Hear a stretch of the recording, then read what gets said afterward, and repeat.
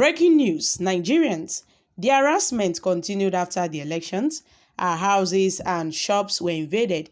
Igbo residents in Amuwo, Adofi, Lagos. Guys, I believe that we live in this country.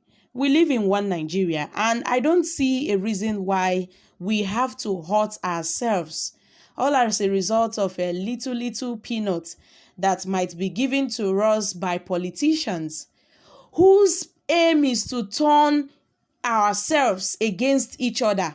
They are just trying to use people to turn Nigerians against each other, to turn the Igbos and the Yorubas against each other.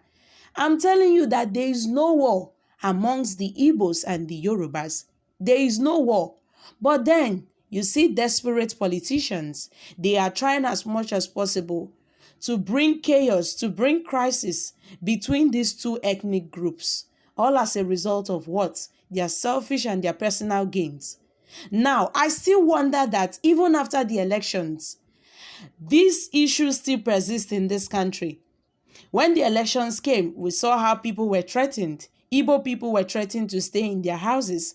They shouldn't come out and cast their votes if they are not voting for a particular political party, which is so bad. And we really condemn this, that each and every one of us has a right to vote, irrespective of your ethnicity, irrespective of the religion, where you're from. As long as you're a Nigerian, you have a right to exercise your fundamental, duties. You have a right to go out and cast your vote for whomever you choose, whomever pleases you to vote for. You have a right to do so. But it still shocks me till date that even after the elections, the harassment, the suppression continues, and the Igbo residents in Lagos, they have complained about this. Hello guys, welcome back to Prospects Channel TV. Thank you for always coming out here. If you're joining us for the first time, kindly subscribe and please don't forget to give us a thumbs up. Thank you. One of the Igbo residents in Lagos State has lamented that the alleged attacks on them by suspected hoodlums continued after the elections. While speaking to reporters, the resident said that the hoodlums invaded their houses and shops, adding that some of them were attacked and robbed in the process. According to Arise TV, the Igbo residents in Amuwo Adofi local government area of Lagos State came out to protest against the attacks. They called on the federal government to come to their aid against the alleged victimization and intimidation in the area. The residents lamented that the attacks that began before the 2023 general elections intensified after the elections. Guys, while speaking to reporters, one of the residents narrated that they have been attacked several times by suspected hoodlums after the elections. Even after the elections, the harassment continued. Many shops were invaded. They snatched phones and robbed people of their valuable assets. They also massacred people after the elections. Nigerians, I sincerely believe that we should live in peace and accord with each other. It doesn't benefit us. Instead, it causes us more harms. I'm telling you, these politicians, they are not concerned about us. They are not concerned about our well-being. And I believe that all these hoodlums are no other people than the Aboro, the thugs that are going around in Lagos. And I sincerely believe that all those won't come up if the government had created enough jobs for the youth. Because I believe no sensible or no responsible, Nigerian that has a job will go out and start becoming a hoodlum or an aboro or a thug. They will give you peanuts. You go and start threatening people. I believe if you have something tangible doing, you won't involve yourself in that. But then, we have so many jobless youths in Nigeria. They don't have a job. They don't have what they are doing.